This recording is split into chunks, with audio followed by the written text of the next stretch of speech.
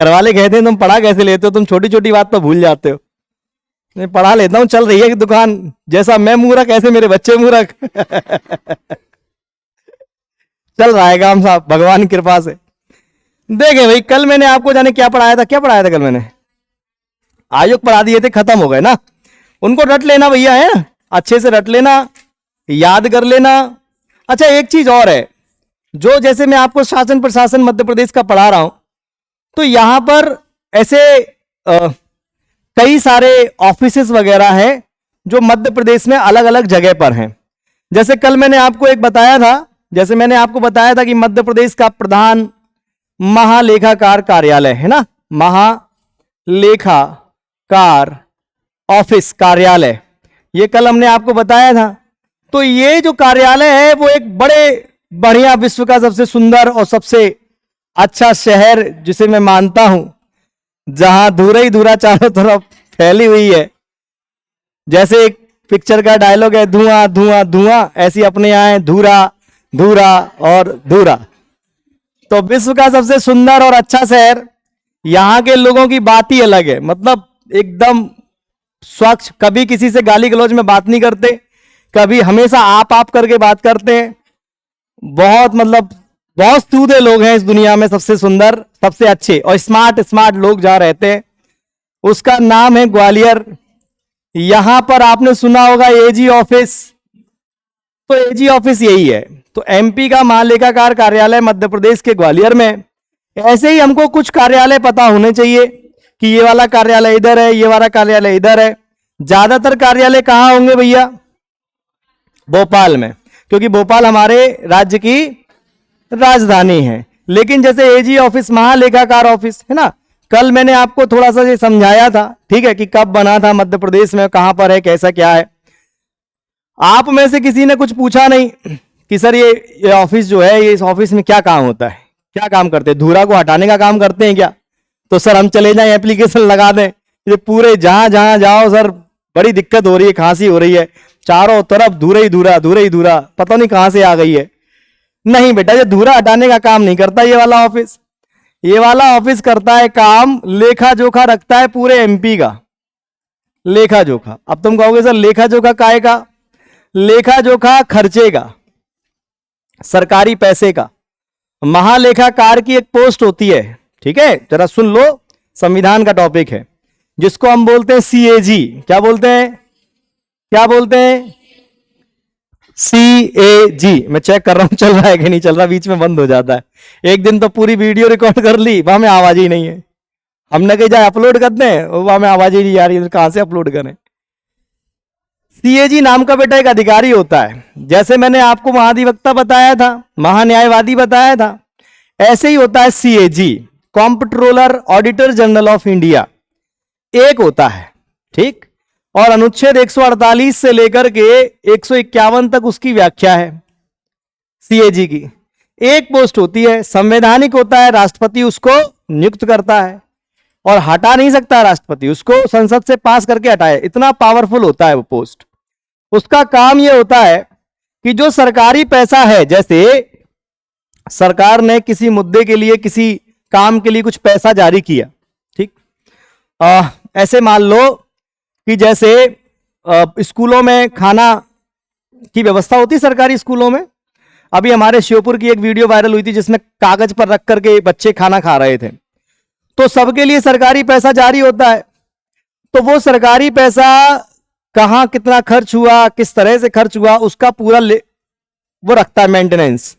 और फिर बाद में जाकर के साल भर का जो पूरा बन जाता है तो वो रिपोर्ट सौंप देता है किसको? राष्ट्रपति को। किसको?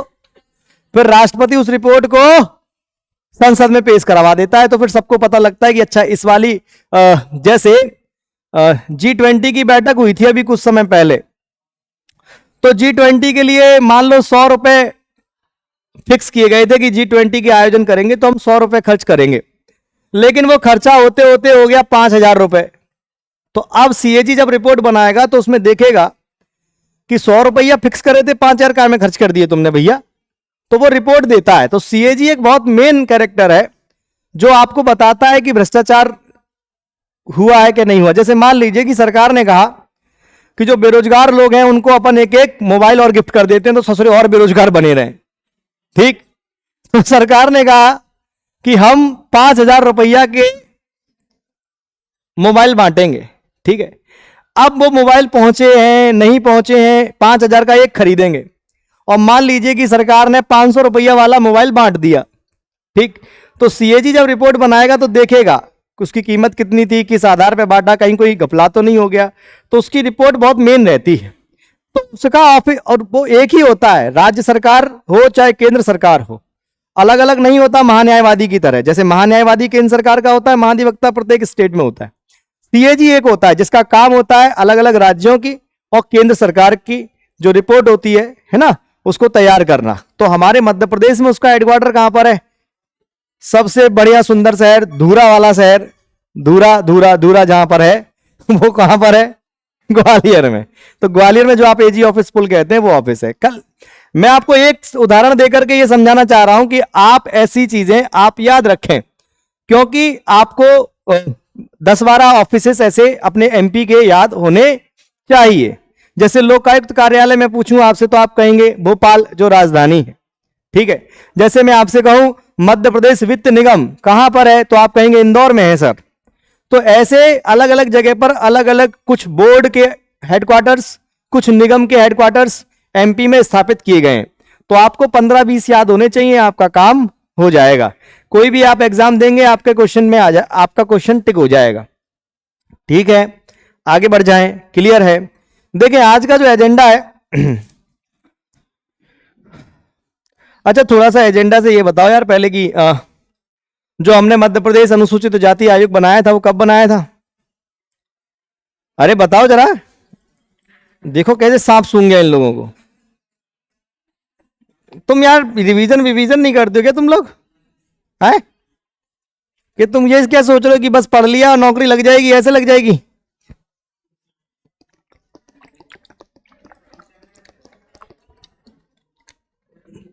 वो कह रहा है पीछे, हाँ लग जाएगी। भैया पढ़ लो। चलो थोड़ा थोड़ा बताओ मेरे को, मध्य प्रदेश लोकसभा आयोग के वर्तमान अध्यक्ष कौन है? हे भगवान, कौन है?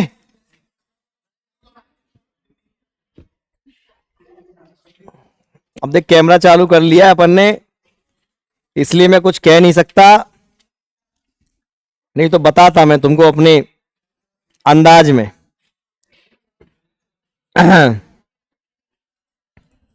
मध्य प्रदेश लोक सेवा आयोग का अध्यक्ष कौन बताया तुमने? नरेंद्र सिंह तोमर जी। अबे गधे, कौन है मध्य प्रदेश लोक सेवा आयोग के अध्यक्ष?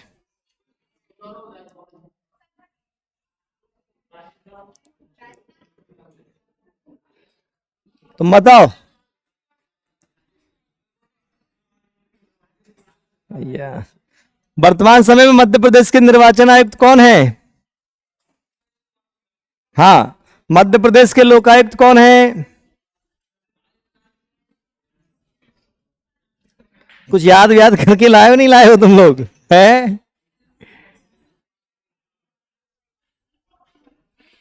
मानव अधिकार आयोग अध्यक्ष के कौन है मध्य प्रदेश में? चलो कोई बात नहीं बेटा, चलता रहता है बेटा। अभी तुमने पढ़ा लिया, नौकरी चाकरी लग गई तुम्हारी धोखे धड़ाके से, तुम्हारा जीवन नहीं बदल जाएगा? तो तुमने कहीं सोचा सर पढ़ ही नहीं रहे। कौन बदले सर जीवन सर? अभी ज्यादा मजा आ रहा है जिल्लत की जिंदगी जीने में। देखिए भाई क्या है आज का एजेंडा जो है अपना, अपना एजेंडा है स्थानीय स्वशासन।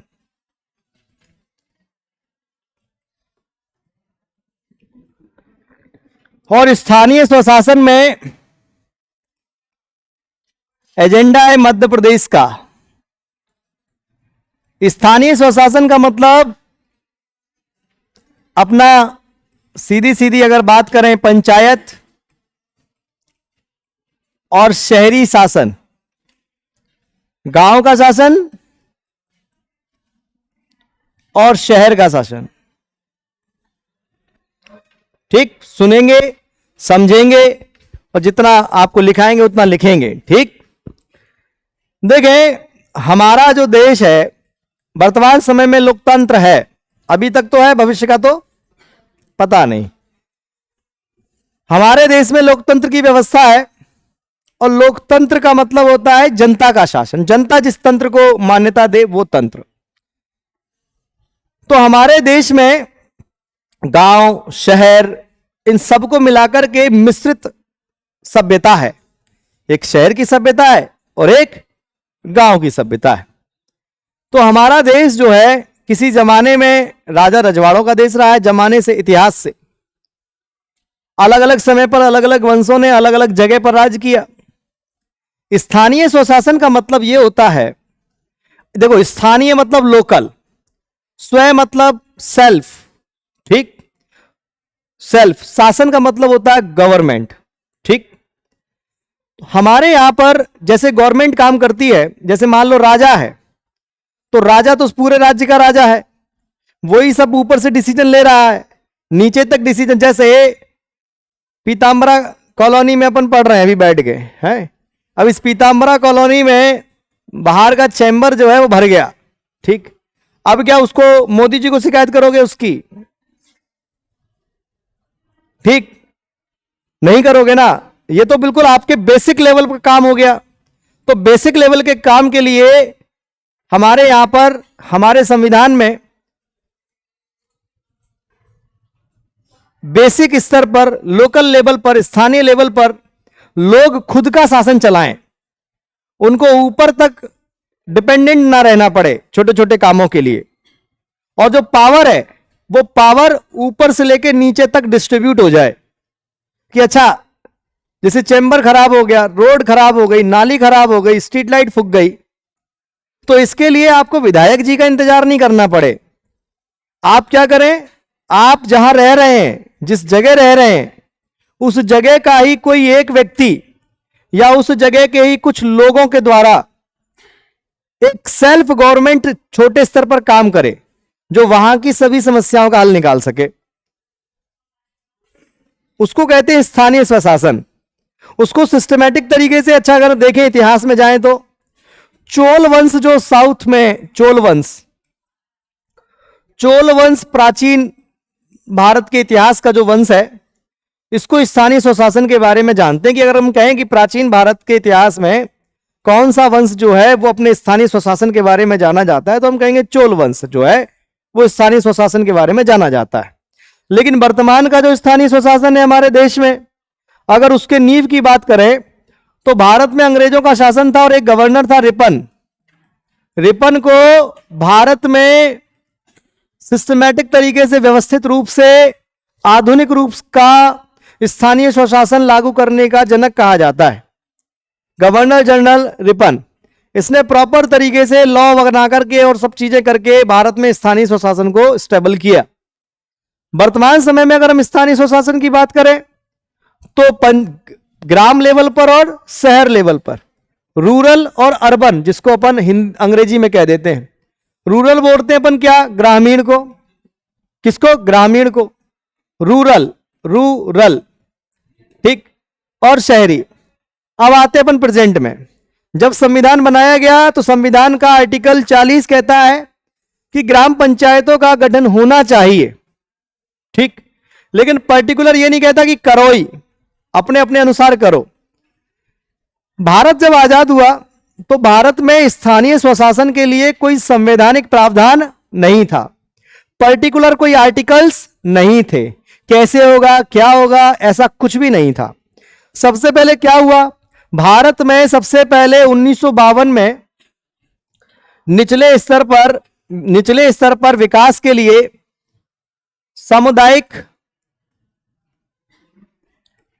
सामुदायिक योजना चलती थी 1952 में, ठीक। फिर क्या हुआ, फिर 1953 में सरकार ने एक प्रोग्राम और लॉन्च कर दिया, चलता रहा। फिर सरकार को महसूस हुआ कि अभी उतना जितना विकास होना चाहिए उतना विकास हो नहीं रहा।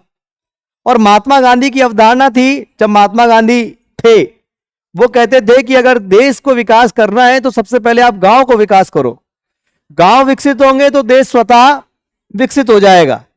तो उसी उसी विचारधारा को आगे बढ़ाते हुए सरकार को यह लगा कि यार उतना जितना विकास होना चाहिए उतना विकास नहीं हो पा रहा है। ठीक, तो फिर सरकार ने क्या किया, सरकार ने एक कमेटी बनाई 1957 में। इस कमेटी का नाम याद रखेंगे अपन लोग। सरकार ने 1957 में एक कमेटी बनाई जिसका नाम रखा उन्होंने B Mehta committee, B R Mehta committee. अगर इसको फुल फॉर्म में बात करें तो बलवंत राव मेहता कमेटी। अब सुनते चलना जरा। सरकार ने स्थानीय स्वशासन के उत्थान के लिए एक कमेटी बनाई जिसका नाम रखा, जिसके अध्यक्ष थे बलवंत राय मेहता। कौन थे? अगर किसी कमेटी का नाम किसी व्यक्ति के नाम पर है तो समझ जाना वो उसकी अध्यक्षता कर रहा है। क्या कर रहा है वो? तो बलवंत राव मेहता कमेटी बनाई गई। बलवंत राव मेहता कमेटी 1957 में बनाई गई और कुछ ही महीने में उसने अपनी रिपोर्ट सौंप दी सरकार को। मैंने आपको बताया कि कमेटी बनती है, आयोग बनते हैं। सरकार अलग अलग विषयों पर अलग अलग कमेटी बनाने का काम करती है। ठीक, और सरकार क्या करती है? सरकार करती है कि उन कमेटियों से पूछती है कि क्या करना चाहिए। तो उन्होंने कहा कि भाई निचले स्तर तक विकास पहुंचाना है तो क्या करें बताओ। ऐसा क्या करें कि पंचायत जो है वो विकसित हो जाए, लोगों का विकास हो, व्यवस्थाएं सुदृढ़ हो जाए, व्यवस्थाएं सही चलें। तो सरकार ने बनाया एक कमेटी जिसका नाम रखा बलवंत राय मेहता कमेटी। क्योंकि उस कमेटी के अध्यक्ष कौन थे?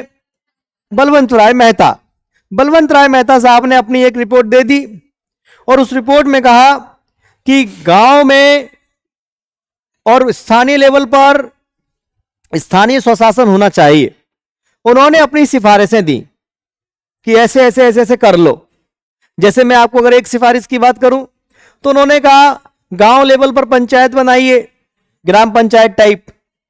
ठीक, पंचायत समिति बनाइए ब्लॉक लेवल पर, जिला समिति बनाइए जिला लेवल पर। ठीक, और जो सबसे निचला वाला स्तर है उसका चुनाव कराइए प्रत्यक्ष रूप से। और जो दो ऊपर के स्तर हैं, जैसे बलवंत राय मेहता कमेटी ने क्या कहा, इन्होंने कहा कि गांव स्तर पर बनाइए एक लेवल बनाइए ब्लॉक स्तर पर जिसको अपन पंचायत समिति कह देंगे, और एक बनाइए जिला लेवल पर। इन्होंने कहा इन दोनों को चुनिए आप प्रत्यक्ष रूप से, इसके सदस्यों को, और इसके सदस्यों को चुनिए प्रत्यक्ष रूप से। ऐसी उन्होंने अपनी सिफारिशें दी। उन्होंने कहा कुछ तो करिए आप, और जो ये प्रोग्राम है इनको रिवाइव करिए, इनको हटा भी दीजिएगा तो भी कोई दिक्कत नहीं है। ऐसी कई सारी रिकमेंडेशंस दी। किसने? B N Rao Mehta committee ने। ठीक है, बलवंत राव मेहता कमेटी ने, बी एन राव नहीं, बलवंत राव मेहता। बी एन राव निकल गए दिमाग से, अभी आंदोलन चल रहा था ना बी एन राव के लिए। चलो, तो मैं आपसे ये कह रहा था कि बलवंत राय मेहता का, अच्छा आपसे कोई पूछे कि भारत में पंचायतों को संवैधानिक रूप देने के लिए या पंचायतों के लिए पहली बार बनाई गई कोई कमेटी थी तो कौन सी थी? बलवंत राव मेहता कमेटी। कब बनी थी? 1957। तो इस कमेटी की सिफारिश इन्होंने दी। इस कमेटी की सिफारिश लेकर के जवाहरलाल नेहरू जी जो थे, जवाहरलाल नेहरू देश के पहले प्रधानमंत्री, इन्होंने क्या किया? इन्होंने पंचायती राज की शुरुआत कर दी। कब कर दी? इन्होंने जो सामुदायिक कार्यक्रम चल रहा था और राष्ट्रीय विस्तार सेवा कार्यक्रम चल रहा था उसको क्या कर दिया? एंड कर करके बलवंत राय मेहता कमेटी के कहने पर इन्होंने पंचायत राज की शुरुआत कर दी। पंचायत राज की। और कब करी? 1959। तारीख थी 2 अक्टूबर। और राजस्थान का नागौर। कहां से कर दी? राजस्थान के नागौर से। अब सुनते चलना जरा ध्यान से, अंतर क्या है, थोड़ा कंफ्यूजन नहीं होना चाहिए। यह सिस्टम चालू हो गया भाई। कुल मिलाकर के शुरुआती तौर पर भाई पंचायती राज की शुरुआत भारत के पहले प्रधानमंत्री ने कर दी। अब ये एक शुरुआत तो हो गई 2 अक्टूबर 1959 को जवाहरलाल नेहरू जी ने राजस्थान के नागौर से चालू तो कर दिया मामला, लेकिन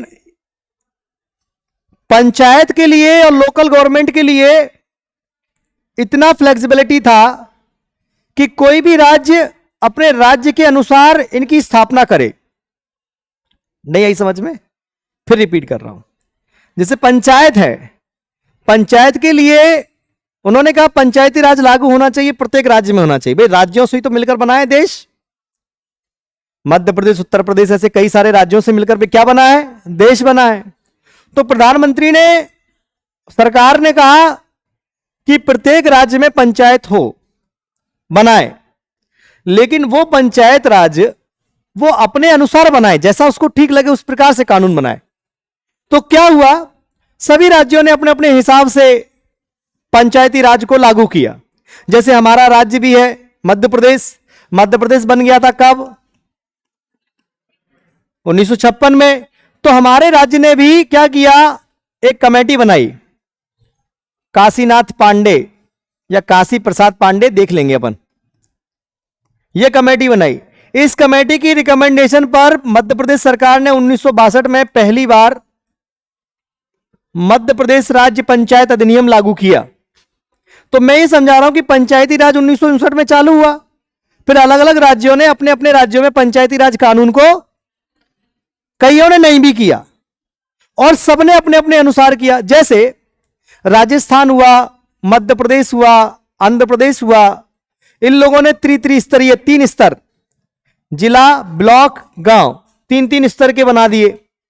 कईयों ने 2 स्तर के बनाए अपने राज्य में। पश्चिम बंगाल अनोखा 4 स्तरीय बनाई उसने। तो सबने अपने अपने अनुसार व्यवस्थाएं, सबने अपने अपने अनुसार व्यवस्थाएं करना स्टार्ट कर दी। हमारे मध्य प्रदेश ने भी बनाई 1962 में पंचायत, और समय समय पर कानून वो बनाते चले गए। मध्य प्रदेश में भी, हम कौन सा राज्य पढ़ रहे हैं, एमपी, अलग अलग कानून, अलग अलग व्यवस्थाएं चलते चले गए। समय समय पर उन कानूनों में संशोधन करते चले गए। तो सरकार जब आगे बढ़ी तो सरकार को यह महसूस हुआ कि भाई जो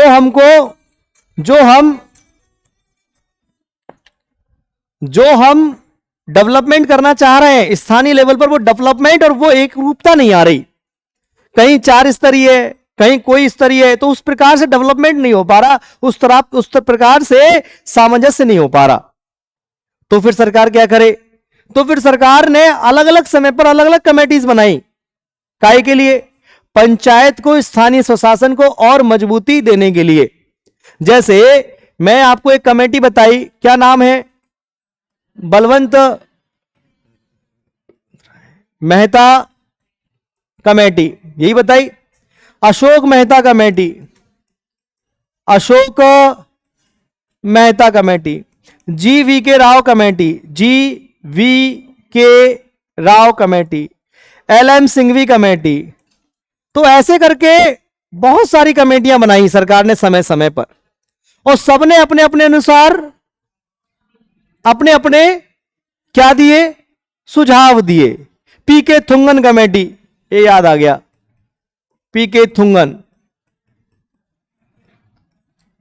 ये सभी कमेटीज जो है, ये सब पंचायत और स्थानीय स्वशासन से संबंधित है। ठीक, इनमें समय समय पर बनाई। जैसे ये 1977 में बनाई। इनकी सिफारिशों को तो सरकार बदली, 77 में बनाई थी, जनता पार्टी की सरकार थी।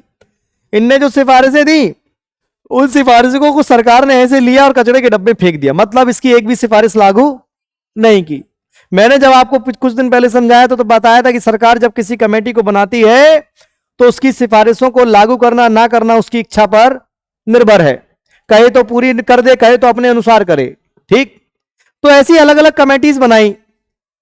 और क्या किया, और फिर जब कुछ ज्यादा उसका वो नहीं मिला, क्या कहते हैं उसको, आउटपुट, तो सरकार ने डिसाइड किया इस कमेटी की सिफारिश पर, LM सिंघवी कमेटी की सिफारिश पर, यह 1986 में बनी थी, और इसने एक सिफारिश ये की थी, इसने भी अपनी एक सिफारिशें दी थी बहुत सारी। अब मैं आपको देखो, अपन कर रहे हैं वनडे एग्जाम की तैयारी, अपना एग्जाम है 10th और 12th लेवल का, ठीक, और वनडे एग्जाम है, उसमें वो डीपली वो लिखने के लिए नहीं पूछेगा। तो मैं ज्यादा डिटेल नहीं बता रहा हूं कि किस कमेटी ने क्या सिफारिश करी थी। सबकी सिफारिशें अगर 5-5, 7-7 भी लिखोगे तो फिर 3-4 दिन चले जाएंगे। थोड़ा थोड़ा याद रखो जो इंपॉर्टेंट है।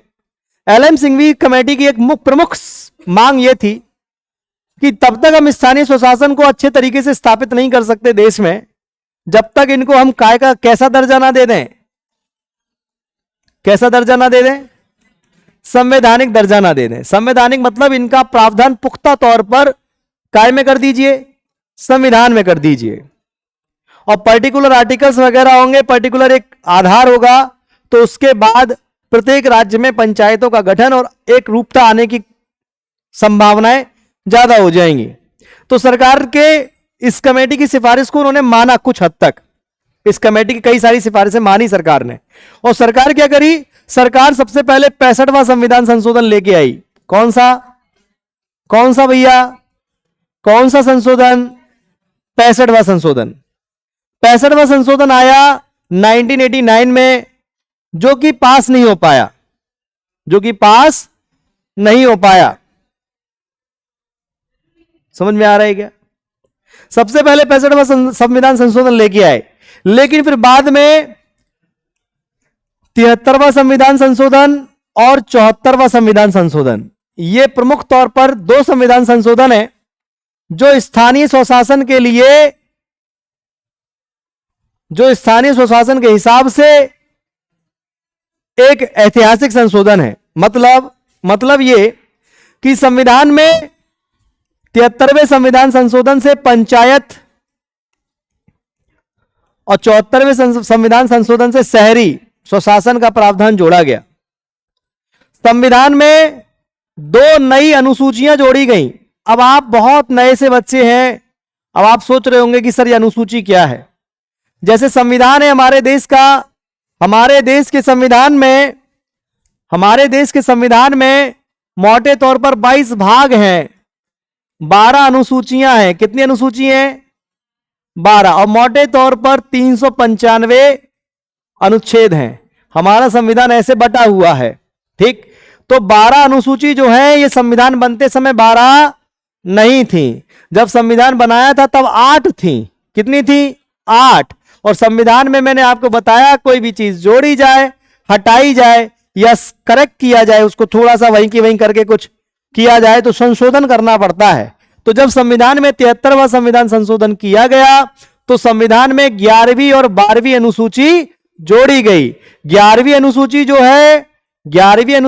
है ये पंचायत से, ग्रामीण एरिया से, और जो 12वीं अनुसूची है ये शहरी स्वशासन से संबंधित है। मतलब संविधान में 73वें संविधान संशोधन और 74वें संविधान संशोधन के द्वारा पंचायत कानून को और शहरी कानून को हमने संवैधानिक दर्जा दिया।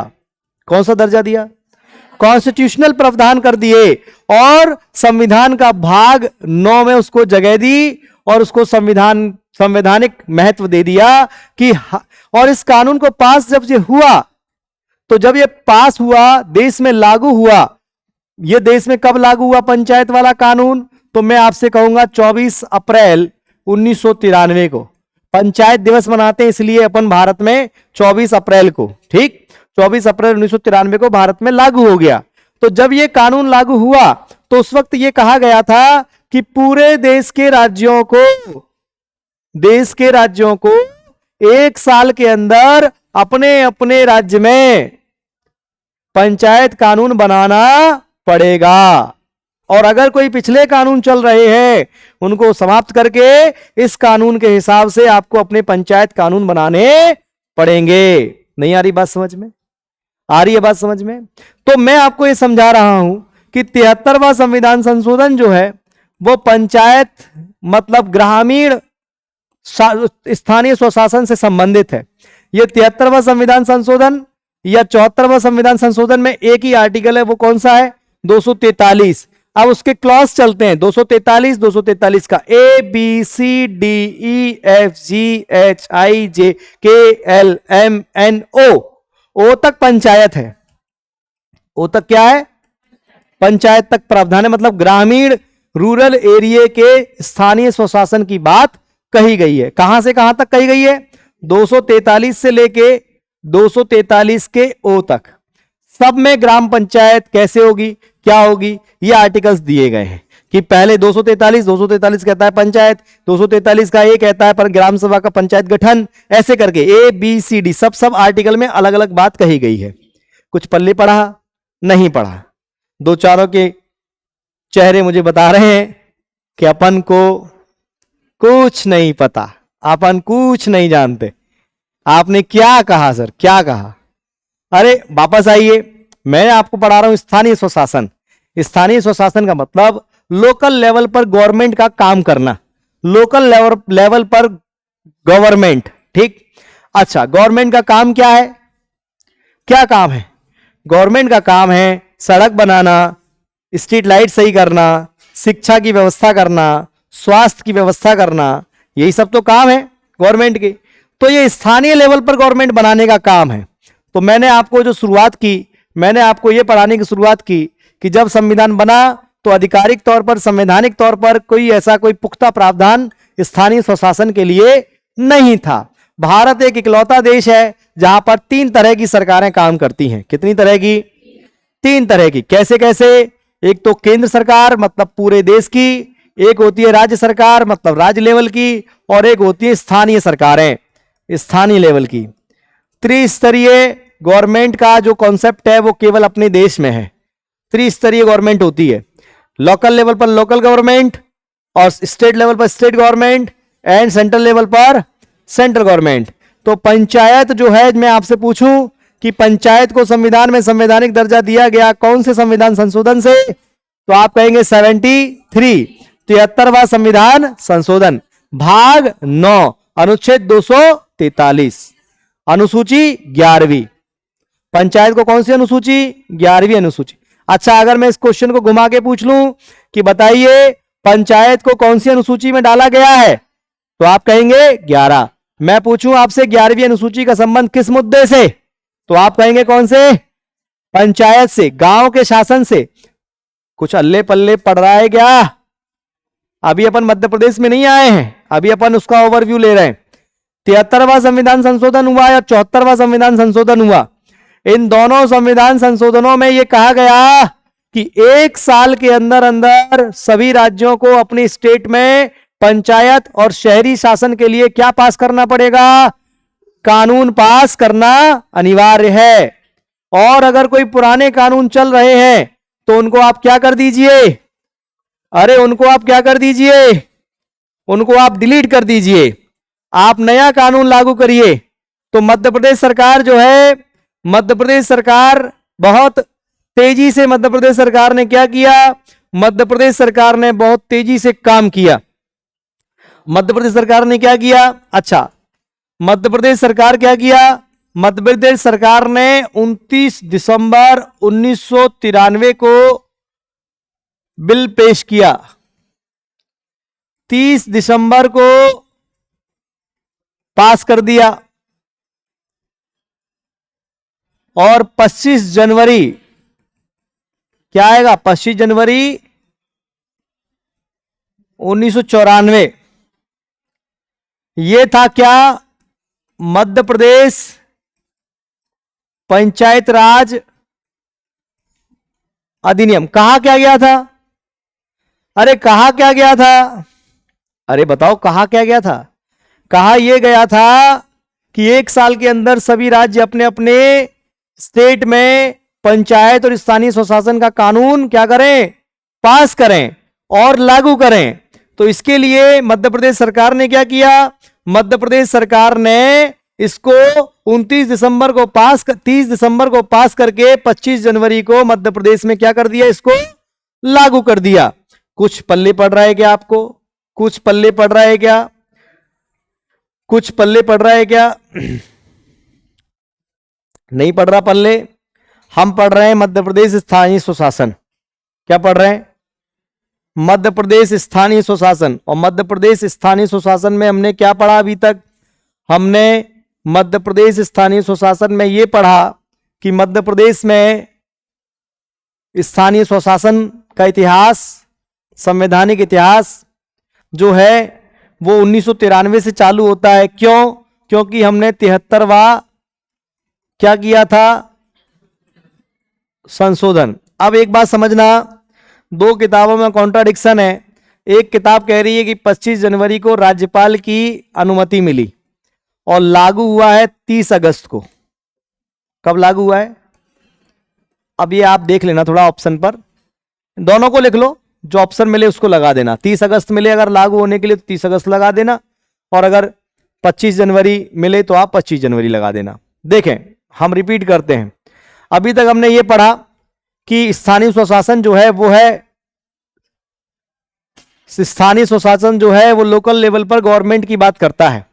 प्राचीन भारत के इतिहास में जाएंगे तो चोल वंश जो है वो अपने स्थानीय स्वशासन के लिए विश्वविख्यात है।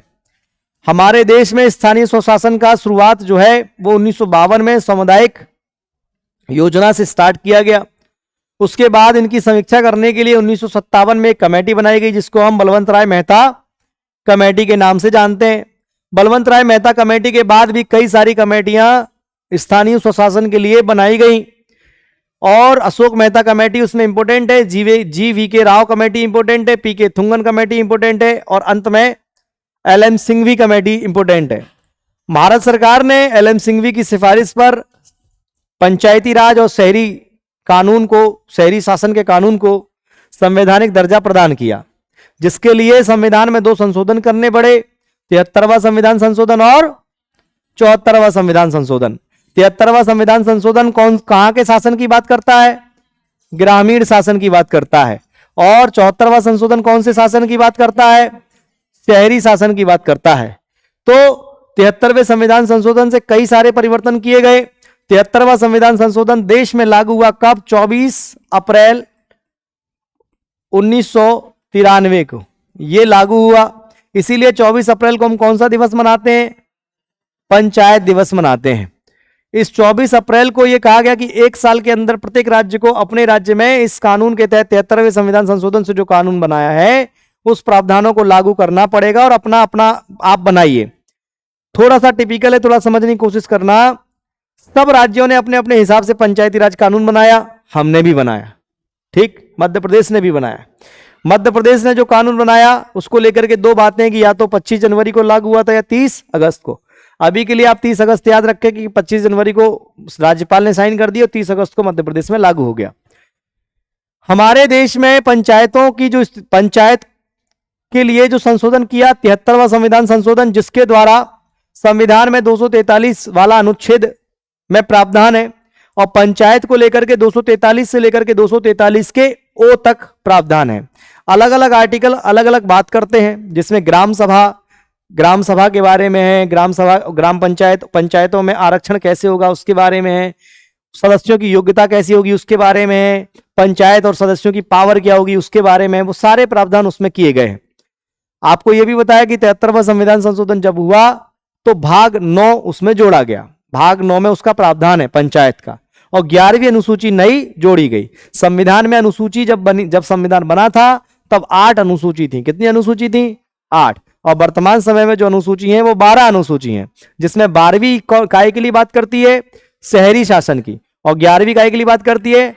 पंचायत ग्रामीण शासन की। लोकल गवर्नमेंट मतलब बनाना क्यों पड़ा? तो आप एक भाषा में कहेंगे कि सर लोकतंत्र चल रहा है अभी तक तो, और लोकतंत्र में शक्ति का विकेंद्रीकरण होना चाहिए, जितना शक्ति का विकेंद्रीकरण होगा उतना लोकतंत्र अच्छा होगा, ऐसा बताया था किसी ने। अब तुम कहोगे सर विकेंद्रीकरण, केंद्रीकरण और विकेंद्रीकरण, सेंट्रलाइजेशन एंड डिसेंट्रलाइजेशन, ठीक। केंद्रीकरण ये होता है कि भाई पावर एक ही जगह रहना, पूरी पावर एक जगह, और विकेंद्रीकरण ये होता है पावर का डिस्ट्रीब्यूशन की, तुम अलग काम कर रहे हो, तुम अलग काम कर रहे हो, सबको पावर। तो लोक स्थानीय स्वशासन एक उदाहरण है किसका? शक्ति के विकेंद्रीकरण का। विकेंद्रीकरण क्या होता है? फिर बोल रहा हूं, शक्ति का बंटवारा, कि ऊपर भी शक्ति है और नीचे भी कुछ लोगों को पावर बांट रखी है। डिसेंट्रलाइजेशन एंड सेंट्रलाइजेशन, अरे आपका घर है, आपके घर में आपके पिताजी को ही पावर है, बस वही सारे निर्णय ले रहे हैं कि कौन 2 रोटी खाएगा, कौन 4 रोटी खाएगा और कौन कुछ खाएगा कि नहीं खाएगा।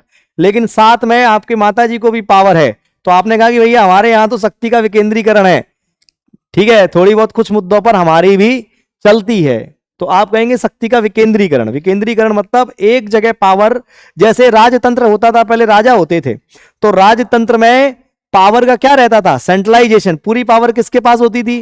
राजा के पास पावर होती थी। यहां पर डिसेंट्रलाइजेशन किया गया है, तो कुछ मुद्दे तो ऐसे हैं जिसमें पंचायत बहुत इंपॉर्टेंट है, पंचायत के साइन के बिना कुछ नहीं होना। तो पावर डिस्ट्रीब्यूट की गई ना, नीचे तक पहुंचाई गई कि इनके पास भी क्या होनी चाहिए? पावर। तो जब हमारे देश में, हमारे मध्य प्रदेश में पंचायती राज कानून लागू हुआ, तो हमारे यहां पर भी हमने, मध्य प्रदेश सरकार ने त्रिस्तरीय त्रिस्तरीय पंचायत का प्रावधान किया। और अगर हम अपने मध्य प्रदेश के बारे में अब बात करें, तो मध्य प्रदेश में पंचायत और स्थानीय स्वशासन का जो इतिहास है वो थोड़ा सा पुराना है। अगर हम इनकी बात करें कि जैसे हमने आपको बताया था कि सबसे पहले स्थानीय स्वशासन और पंचायतों के लिए कमेटी बनाई थी, जिसका नाम क्या था, काशी प्रसाद पांडे समिति, जिसकी सिफारिश पर हमने कौन सा कानून पास किया, 1962 का मध्य प्रदेश राज्य पंचायती राज अधिनियम। तो मध्य प्रदेश में पंचायती राज का कानून कब से चल रहा है, 1962 से। कुछ पल्ले पड़ रहा है आपको, कब से चल रहा है हमारे राज्य में पंचायत, 1962 से। लेकिन ये हमारा वाला है, जब 73वां संविधान संशोधन हो गया तो मध्य प्रदेश सरकार को नया वाला कानून नए वाले संशोधन के हिसाब से बनाना पड़ेगा कि नहीं बनाना पड़ेगा, वो चीज क्लियर है। तो हम लिख सकते हैं कि मध्य प्रदेश की स्थापना के बाद काशी प्रसाद पांडे की अध्यक्षता में 29 जुलाई 1957 को 15 सदस्यीय कमेटी बनाई गई। लिख रहे हो क्या, नहीं लिख रहे तो लिख लो फिर। हाँ, 2 4 5 जो देखते हैं बेचारे वो भी लिख लेना। मैं ये कह रहा था कि मध्य प्रदेश बनने के बाद काशी प्रसाद पांडे की अध्यक्षता में काशी प्रसाद पांडे की अध्यक्षता में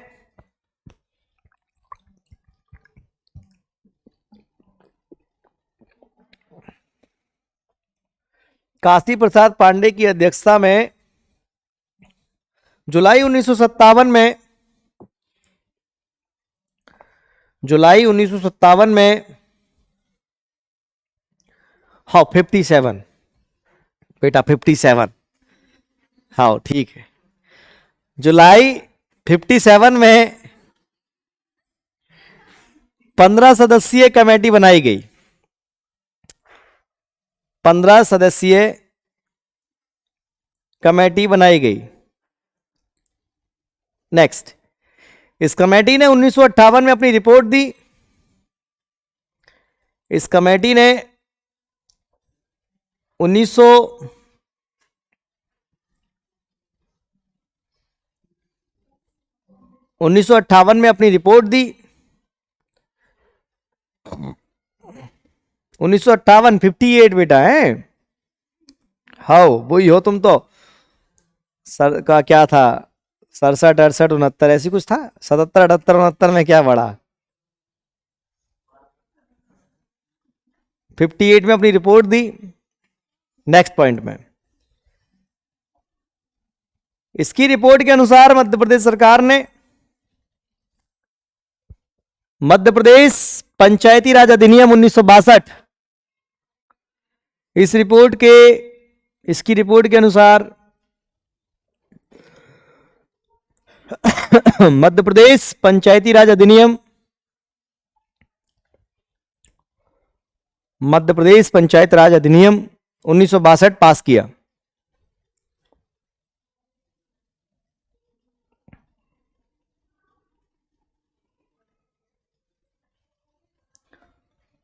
किया। है 1965 में पहली बार पंचायत चुनाव हुए। मध्य प्रदेश में पहली बार पंचायत चुनाव कब हुए, 1965। जनपद चुनाव 1971 में, जनपद चुनाव 1971 में। 71 71 होता है बेटा, 71 1971 में जनपद चुनाव हुए पहली बार।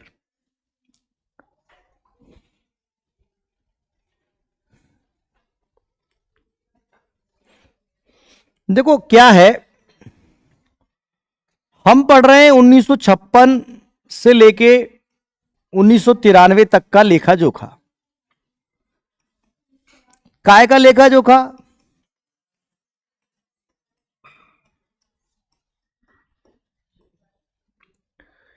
स्थानीय स्वशासन का। तो मध्य प्रदेश सरकार ने पहली बार इसके लिए कानून कब पास किया, और कुछ चुनाव भी करा लिए। उसके बाद मध्य प्रदेश ने एक दूसरा कानून पास किया पंचायत राज के लिए 81 में, जिसके बाद इसको संशोधित करके दोबारा से एक कानून बनाया 1990 में। और ये सब कानून बेकार साबित हो गए कब, 1993 के कौन से अधिनियम के बाद, पंचायत अधिनियम, और कौन से संशोधन के बाद? क्यों? क्योंकि मध्य प्रदेश सरकार ने नया पंचायती राज अधिनियम पास कर दिया। क्लियर है क्या? और अच्छा एक बात बताओ, थोड़ा समझना है, नए हो तो थोड़ा मेरे को समझाने में डर लगता है, और तुमसे डर इसलिए ही लगता है कि तुम्हें थोड़ा ज्यादा पढ़ा दो तो तुम कल से आते ही नहीं हो। कह रहे चलो भैया, कौन दिमाग खराब करे अपना। हमारे संविधान में अनुसूचियां हैं, और अनुसूची में 7वीं अनुसूची है, जिसके अंदर 3 सूचियां हैं, राज्य, संघ और समवर्ती। तो भैया जो स्थानीय स्वशासन का जो मुद्दा है ना, वो कौन सी सूची में दिया गया है? तो इसलिए राज्य, स्टेट जो है वो कानून बनाते हैं, इसलिए स्टेट कानून बना रहा है। स्थानीय स्वशासन के मुद्दे को 7वीं अनुसूची के राज्य सूची में डाला गया है। अब मर गए भैया कि सर जी क्या कह दिया आपने, थोड़ा समझाओ, है ना। 2-4 जो नए बच्चे हैं उनका चेहरा ऐसा चीख चीख के कह रहा है कि अपन को कुछ नहीं पता। 12 अनुसूचियां हैं, 12 अनुसूची 12 अलग अलग मुद्दों पे बात करती। पहली अनुसूची बात करती है राज्यों पर, कि राज्य होंगे, केंद्र शासित राज्य होंगे, ऐसे होंगे वैसे होंगे, ये सब ठीक है। ऐसे 12वीं अनुसूची बात करती है शहरी स्वशासन पर, 11वीं अनुसूची बात करती है ग्रामीण स्वशासन पर, 10वीं अनुसूची बात करती है दल बदल पर। दल बदल लेते ना, आज बीजेपी में, कल कांग्रेस में, फिर कांग्रेस के बाद कोई जन स्वराज में, कोई कहीं कोई कहीं कोई कहीं। नेताओं का काम बढ़िया है। अब भाई इतने मतलब उनने तो अपनी, कोई उनको शर्म नहीं है, कोई कुछ नहीं है। आज इस पार्टी के नेता को गाली दे रहे हैं, और पता पड़े कि भाई की पार्टी में कल चले गए तो भाई के पांव चाटन लगे। और क्या, तुम देख लो पुराने नेताओं का, कोई किसी दल में था, कोई किसी दल में पहुंच गया, कैसे ये फेस करते हैं यार। अपन लोग तो मतलब, अपन अगर कहू से गुस्सा में कछु कहू दें तो बाद से नजरें नहीं मिला पाते बाद में कि यार देखो अपन ने ऐसा कह दिया, यार अपन को ऐसा नहीं कहना चाहिए। तो जहां तो ये गालियां दे रहे हैं, सब कर रहे हैं, और पतों पर संजय इनकी पार्टी में चले गए, इनके पांव चाट रहे हैं। बलवन की जो प्रथा थी सिजदा और पैबॉस, वो कर रहे हैं, सिजदा और पैबॉस, पैर चूमना, हाथ चूमना। ठीक है, हम ये कह रहे थे 10वां जो अनुसूची है वो दल बदल के बारे में बात करती है, कि ऐसे ही आसानी से पार्टी नहीं बदल पाएगा कोई, लेकिन नेताओं ने उसकी भी काट ली। 9वीं अनुसूची कहती है कि कुछ कानून के बारे में, 8वीं कहती है भाषाओं के बारे में, ऐसे ही 7वीं अनुसूची कहती है केंद्र और राज्य के बीच में पावर्स के डिस्ट्रीब्यूशन की बात करती है। सेंट्रल गवर्नमेंट होती है, स्टेट गवर्नमेंट होती है, 2 गवर्नमेंट होती है, तो उनके बीच में पावर डिस्ट्रीब्यूशन, जैसे पुलिस जो है वो राज्य का विषय है, तो 7वीं अनुसूची पावर डिस्ट्रीब्यूशन के बारे में बात करती है, केंद्र और राज्यों के संबंधों के बारे में बात करती है, शक्तियों के बंटवारे के बारे में बात करती है। इस 7वीं अनुसूची में 3 लिस्ट दी गई हैं। जैसे आप रेस्टोरेंट में जाते हो, रेस्टोरेंट में लिखा रहता है चाइनीज फूड और इंडियन फूड और साउथ इंडियन फूड, तुम कहते हो डोसा ले आओ, ठीक, तो मतलब तुमने कौन सा फूड लिस्ट में से, कौन सी लिस्ट में से निकाल लिया? साउथ। तुमने कही 2 मंचूरियन 2 मोमोज ले आओ, है, तो तुमने चाइनीज वाली लिस्ट में से अपना पिकअप कर लिया। कुछ मानवा ऐसे होते हैं वो कहते हैं कछू मंगा लो, कछू, तो वो कछू इन तीनों में नहीं है, ना चाइनीज में ना उसमें, तो उनको कहते हैं अविशिष्ट, अविशिष्ट शक्तियां। होता क्या है बेटा, 3 लिस्ट हैं। एक लिस्ट है संघ की, सेंट्रल, एक लिस्ट है स्टेट की, राज्य की, एक लिस्ट है समवर्ती मतलब कॉन्करेंट। मतलब संघ सूची में कुछ विषय दिए गए हैं, कुछ सब्जेक्ट दिए गए हैं, उनकी संख्या मैं नहीं बता रहा हूं अभी। संघ सूची में कुछ विषय दिए गए हैं, उन पर पूरी पावर जो है वो सेंट्रल गवर्नमेंट के पास में है। जैसे वायुसेना हो गया, जैसे रेल हो गया, ठीक, जैसे थल सेना हो गया, ठीक, जैसे विदेश सेवा हो गई। तो इन सब पर कानून आदि बनाने की जो पावर है वो किसके पास है? सेंट्रल गवर्नमेंट के पास है।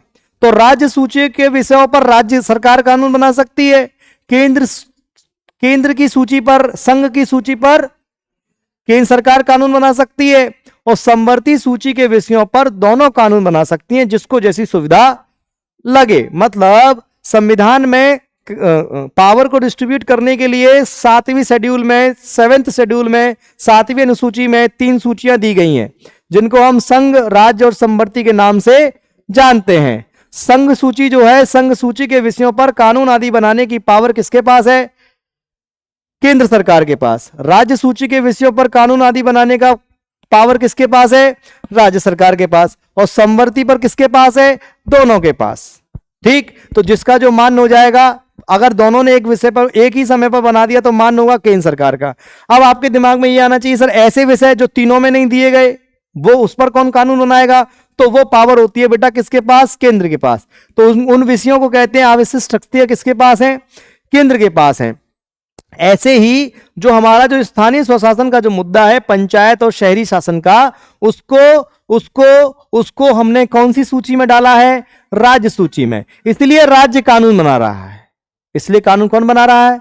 राज्य। मैंने आपको बताया ना, चाइनीज वाला, साउथ इंडियन वाला, तो लिस्ट है ये 7वीं अनुसूची में 3 लिस्ट हैं। तो आप अगर आपसे कोई पूछता है भारतीय संविधान में कितनी लिस्ट हैं, तो आप कहेंगे 3 हैं। कौन कौन सी? Union, state and concurrent. केंद्र सरकार, केंद्र का संघ सूची, संघ सूची, राज्य सूची और समवर्ती। संघ सूची में दिए गए विषयों पर केंद्र सरकार को पूरी पावर होती है। राज्य सूची में दिए गए विषयों पर राज्य सरकार को होती है, और समवर्ती सूची में दिए गए विषयों पर दोनों के पास पावर है। दोनों अपनी अपनी सुविधा अनुसार कानून बनाए, और यदि एक ही समय पर एक जैसा कानून बना दिया तो फिर मान्य किसका होगा? केंद्र का होगा। मैं आपको बताऊं, संविधान अपना अगला टॉपिक है, इसके बाद पढ़ाऊंगा मैं 26-27 तारीख से। संविधान हमारे देश का ऐसा है जो पंडित जी जैसा है। अब तुम कहो पंडित जी जैसा कैसे? पंडित जी जैसा ऐसा है कि जैसे पंडित जी से कोई काम की अपन कहें, मतलब तो वो हाल उसका निराकरण कर देते हैं। कहते हैं शास्त्रों में निराकरण तो है। तुमने कहा सर ब्याह नहीं बनना हमारा, कैसे क्या बनेगा जी बिटिया की ब्याह? तुमने कहा क्या नाम है तुम्हारी बिटिया का? तुमने कहा एक्स नाम है, मान लो, है ना, एक्स नाम है बिटिया का। उन्होंने कहा एक्स के नाम से, एक्स के नाम से नहीं बनना, बाई के नाम से बनाना है। बताओ, कुंडली के नाम से बना दे। तुमने कहा बाई के नाम से बना दो। हाँ ठीक है, ये ऐसा हो जाए, ये वाला बोल लगे। मतलब उनके पास निराकरण रहता है, शास्त्रों में सब चीज का निराकरण है। ऐसे ही हमारा संविधान है। संविधान कह रहा है कि केंद्र सरकार, राज्य सरकार के राज्य सूची के विषयों पर केंद्र सरकार नहीं बनाएगी, राज्य सरकार बनाएगी, लेकिन धीमे से कह देती है बना देगी। तो अपन कहेंगे कैसे बनाएगी? अभी तो तुम कह रहे थे कि राज्य की सूची पे विषय पर कानून केवल राज्य बनाएगा, केंद्र कहां से बनाएगा? कहने नहीं, वो स्पेशल कंडीशन है, वो स्पेशल कंडीशन। हमारे संविधान में कई जगह ज्यादातर यही बातें हैं।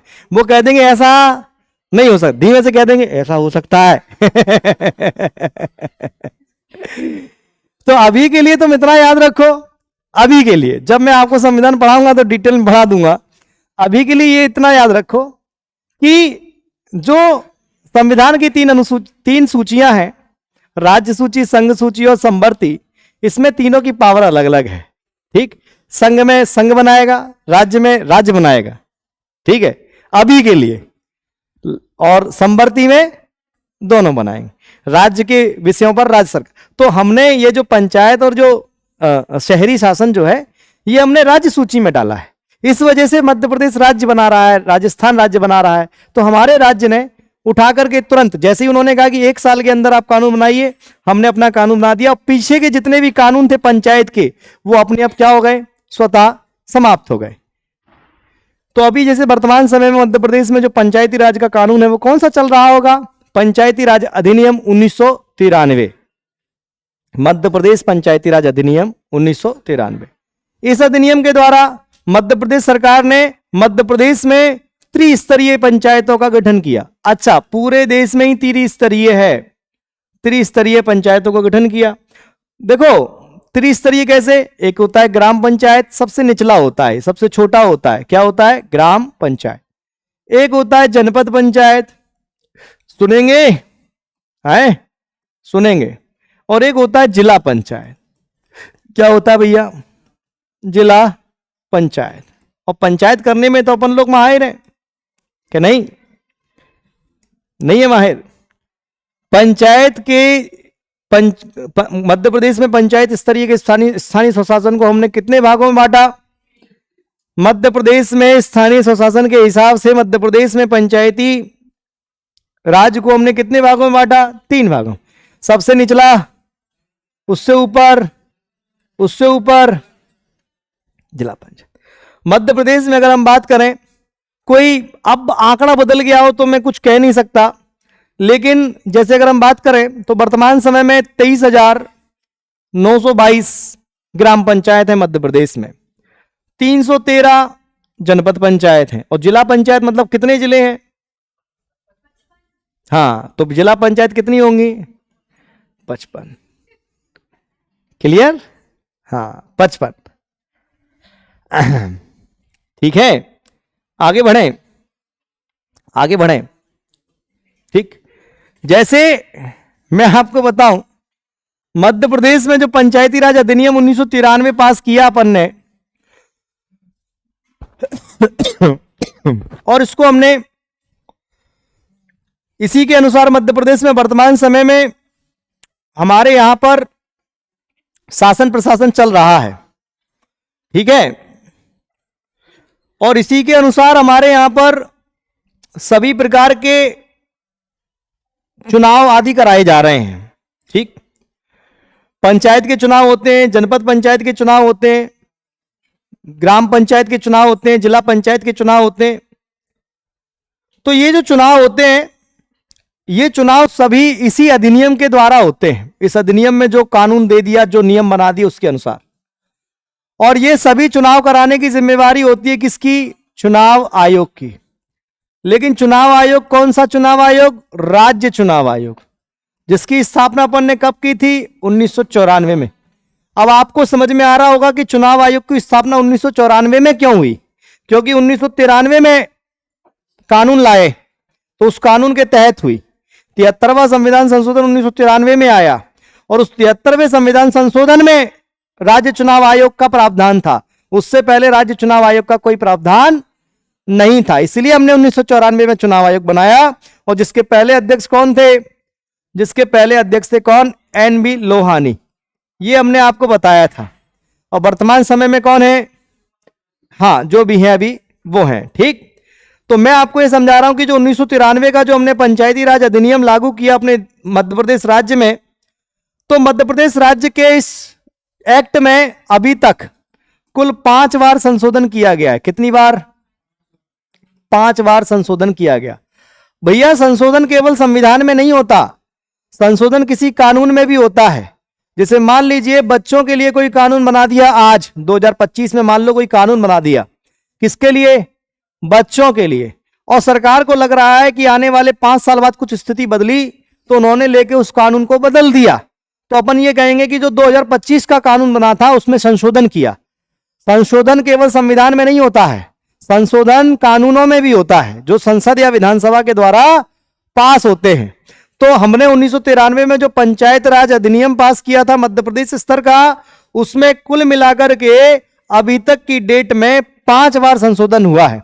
तो कब कब हुआ है, एक हुआ सितंबर 1994 में, एक हुआ दिसंबर 1994 में, ठीक, फिर एक हुआ दिसंबर 1995 में, और एक हुआ दिसंबर 1996 में।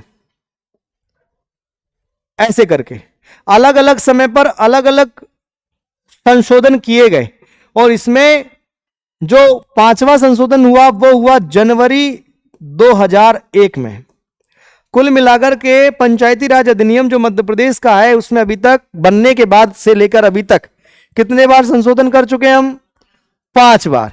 देखो संशोधन का मतलब यह है, संशोधन का मतलब यह है कि कुछ कुछ चेंज कर देना।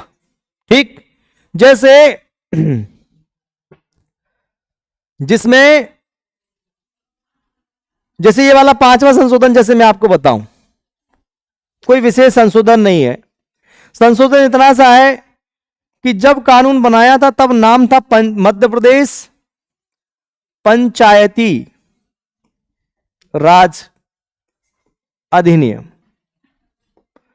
और जब 5वां संशोधन किया तो इसमें पंचायती को हटा करके जोड़ दिया पंचायत। तो ये संशोधन है। अलग अलग समय पर अलग अलग संशोधन है। जैसे पहला संशोधन जब हुआ तो पहले संशोधन में यह कहा गया कि भाई जो एक सहयोजन प्रथा थी उसमें, तो उन्होंने कहा सहयोजन प्रथा खत्म करो, इसमें ग्राम सभा के आदेशों को बाध्यकारी बनाओ। मतलब थोड़ा थोड़ा टिपिकल हो रहा होगा आपके लिए समझना। क्या होता है बेटा, पंचायत व्यवस्था में एक होती है ग्राम सभा। ग्राम सभा मतलब क्या होती है? ग्राम सभा होती है जो पंचायत वगैरह जो मेंबर होते हैं, पंच और सरपंच जिनका चुनाव होता है वो होते हैं, और संघ में जितने भी वोटर हैं वो होते हैं ग्राम सभा के मेंबर। और ग्राम सभा की बैठक साल में 4 बार लगनी अनिवार्य है। कितनी बार लगनी पड़ेगी? लगना चाहिए। तो उस ग्राम सभा में जितने भी वोटर होते हैं वो भी उसके मेंबर होते हैं। तो उन्होंने कहा जो ग्राम सभा कह देगी उसका आदेश मानना जरूरी है। ऐसा संशोधन किया गया पहले बार में। तो ऐसे ऐसे करके कुल 5 बार संशोधन किया है अलग अलग मुद्दों पर। इस किसमें इस अधिनियम में अलग अलग संशोधन। जैसे 1994 का जो संशोधन है वो अलग है, सितंबर वाला।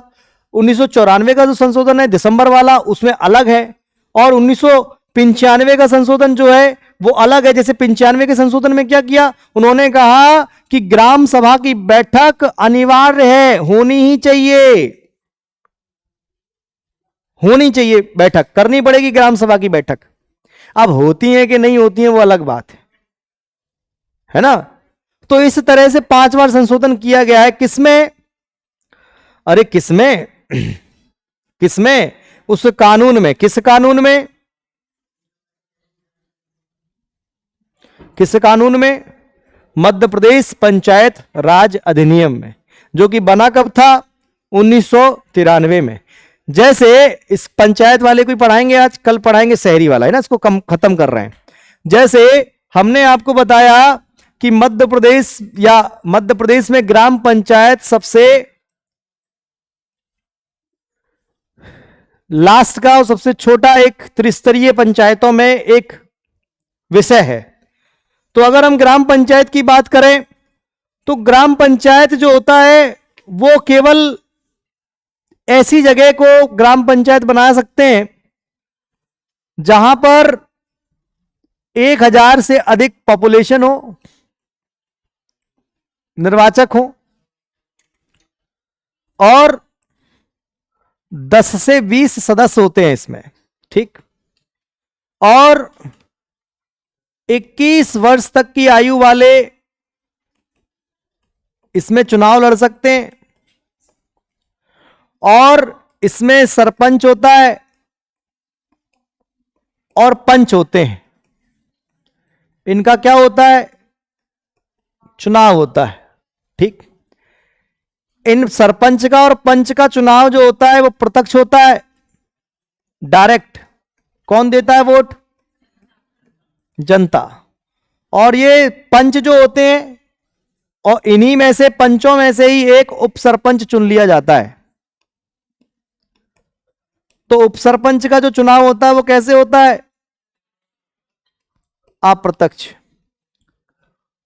हम इनको ग्राम पंचायत कहते हैं। कई बार कुछ गांव की आबादी कम होती है तो एक या एक से अधिक या दो या दो से अधिक गांव को मिलाकर के एक पंचायत का गठन कर देते हैं।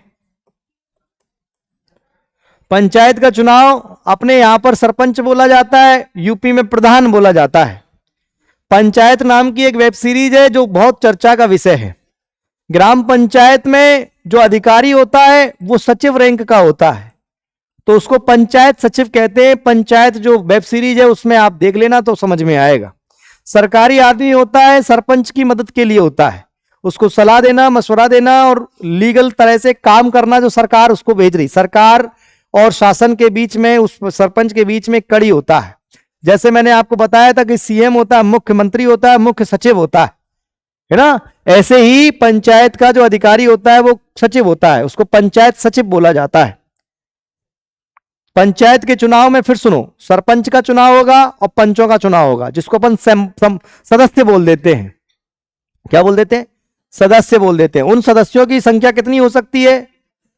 10 से 20 हो सकती है। तो वो होता है पंच। अपने मध्य प्रदेश की बात कर रहे हैं तो उपसरपंच का कोई चुनाव नहीं होता, उपसरपंच के चुनाव कुछ नहीं होता। जो पंच चुन करके आते हैं उन्हीं पंचों में से एक व्यक्ति को क्या बना लिया जाता है? उन्हीं पंचों में से एक व्यक्ति को क्या बना लिया जाता है? उप सरपंच बना दिया जाता है कि भैया सरपंच नहीं है तो वो काम कर ले। ठीक, बाकी मेंबर्स होते हैं। हम जनपद पंचायत की बात करें, अगर हम जनपद पंचायत की बात करें, जनपद पंचायत की बात करें, पंचायत की बात करें, तो ये जो जनपद पंचायत होता है इनमें सरपंच उप सरपंच या ऐसा कोई नहीं होता। जनपद पंचायत में क्या होता है? हाँ, तुमको सब पता है अभी। क्यों? जनपद पंचायत में क्या होता है? गांव से रिलेटेड हो तो तुम्हें तो पता होगा ही। जनपद पंचायत में क्या होता है? जनपद पंचायत में होता है जनपद अध्यक्ष और उपाध्यक्ष, ये मेन होते हैं। और बाकी के कौन होते हैं बेटा? बाकी के सदस्य होते हैं। और सदस्यों की संख्या 10 से 25 हो सकती है और लगभग 25,000, लगभग 5,000 प्लस। ठीक, विकास खंडों को मिलाकर के जनपद बनाया जाता है, ब्लॉक्स को बनाकर के। ब्लॉक लेवल पर होता है जनपद पंचायत। अध्यक्ष और उपाध्यक्ष होते हैं इसमें। कुछ समझ में आ रहा है क्या? कुछ तो समझ में आ रहा होगा आप लोगों को। हर जिले में ब्लॉक लेवल पर 10 से 25 जो लोग होते हैं उनका चुनाव होता है। अच्छा, एक चीज समझ लो, एक चीज समझ लो। तो मन, पता है मेरे को तुम्हारा मन नहीं लग रहा। अब तुम कह रहे हो सर अब तो सर नहीं लग रहा है मन, अब तो आ रही है उल्टी।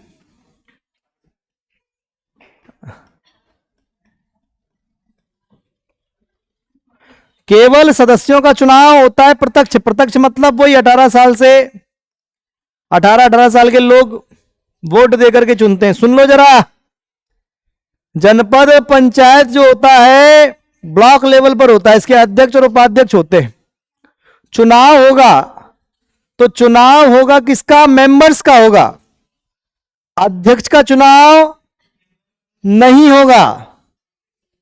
अध्यक्ष उपाध्यक्ष चुनाव में खड़े, अपने मध्य प्रदेश की बात हो रही, मेंबर्स लड़ेंगे। मान लीजिए, उदाहरण दे रहा हूं, एक उदाहरण, कोई सदस्य, कोई ब्लॉक है, वहां पर जनपद पंचायत का चुनाव है और उस जनपद में कुल 23 सदस्य हैं। कितने हो सकते हैं सदस्य? 10 से 25 तक। मान लो 23 सदस्य हैं कुल। 23 सदस्यों पर चुनाव हुआ, मैं भी खड़ा हुआ, मेरे विरोधी भी खड़े हुए, दुनिया भर के लोग खड़े हो गए। 23 के 23 चुन के आ गए साहब। ठीक, अब इन 23 में से 2 लोग बनेंगे, एक अध्यक्ष बनेगा और एक, और तुम मान लो 23 तुम में से चुन करके आ गए। ठीक, अब मैं भी उनमें शामिल हूं। ठीक, मेरे को बनना है अध्यक्ष। ठीक, तो मैं क्या करूंगा? उन 23 को, जो बच गए 22, उनको क्या करूंगा? मनाऊंगा कि मान जाओ प्लीज, मेरे को जनपद में वोट दे देना, मेरा समर्थन। तुमने कहा हम नहीं करेंगे। हमने कहा क्यों नहीं कर रहे? कि बगल वाले ने हमको एक लॉलीपॉप दिया है तो हम कहेंगे हम 2 देंगे, और संग में गन्ना को, रस को, गिलास। तो कहेंगे अच्छा पक्की रही, तो हम कहेंगे बिल्कुल पक्की रही, तो कहते तो हम तुम्हें दे देंगे। नहीं बात समझ में?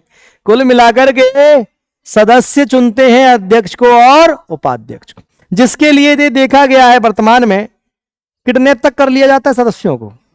हाँ, कि तुमने अगर हमें वोट नहीं दिया तो ये कर देंगे वो कर देंगे। पता नहीं क्या ऐसा होता है, शायद पता नहीं कितना पैसा मिलता है इन लोगों को, खूब पैसा खर्च करते हैं लोग, खूब। अभी सरपंची वरपंची के चुनाव में ही खर्च कर देते हैं, दबा के खर्च करते हैं। तो सोचो क्या मिलता होगा इन लोगों को। कई लोग तो अपना रसूख के चक्कर में खर्च कर देते हैं, बहुत पैसा खर्च होता है, बहुत भयानक तौर पे। तो जनपद अध्यक्ष और उपाध्यक्ष का चुनाव अप्रत्यक्ष होता है बेटा, सदस्य ही करते हैं। कौन करता है? सदस्य।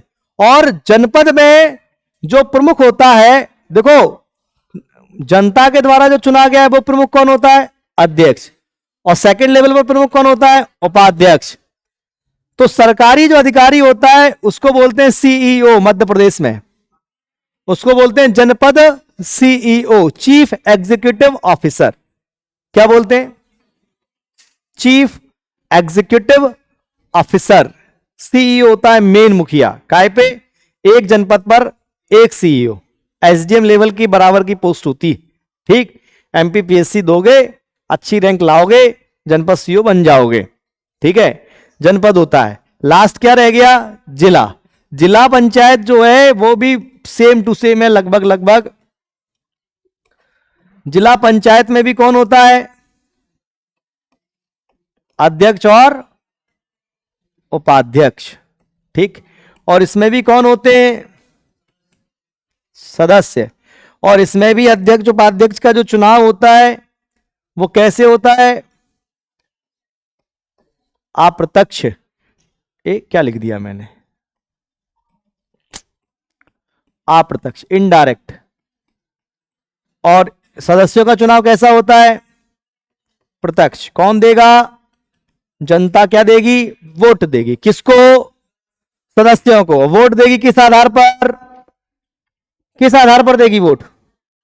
है शराब, साड़ी, जाति, 10,000 रुपए, लाडली बहना योजना, इस आधार पर वोट देगी। और वोट लेने के बाद कोई जो 10,000 देगा बाद में क्या करेगा? तुम्हारी करियाई तोड़ेगा, चमड़ी खींच लेगा तुम्हारी कि 10,000 रुपया दिए थे, ऐसे थोड़ी है ना। इसमें जो सदस्य होते हैं वो 10 से 35 होते हैं। और जिला पंचायत के लिए जो संख्या रखी गई है वो कम से कम कितना? 50,000 प्लस या 50,000, है ना। तो जिला पंचायत बनेगा। मध्य प्रदेश में 55 जिले हैं तो 55 जिला पंचायत है। केवल सदस्यों का चुनाव होता है और यही सदस्य क्या कर लेते हैं? यही सदस्य अपने में से एक अध्यक्ष का और एक उपाध्यक्ष को चुन लेते हैं। अब चुन कैसे लेते हैं आपको पता ही है, जन्नत की हकीकत है ना। बढ़िया आपस में से चुन लेते हैं जिला पंचायत अध्यक्ष। तो हर जिले में एक जिला पंचायत अध्यक्ष होता है, एक उपाध्यक्ष होता है, सदस्यों का चुनाव होता है। इसमें सरकारी अधिकारी, इसमें भी सरकारी अधिकारी को जो मेन होता है वो जिला पंचायत सीईओ उसको बोलते हैं। क्या बोलते हैं? जिला पंचायत सीईओ उसको बोलते हैं। ठीक है, आईएएस रैंक का अधिकारी होता है ये आईएएस रैंक का अधिकारी होता है, आईएएस रैंक का अधिकारी होता है। और वो होता है अपनी स्टेट पीसीएस रैंक का अधिकारी होता है उसमें जनपद सीईओ में। और वो तो अपना जो सचिव जी हैं वो तो सचिव जी तो फिर सचिव जी हैं ही। पंचायत एक वेब सीरीज है, देख लेना, बढ़िया पिक्चर है वो।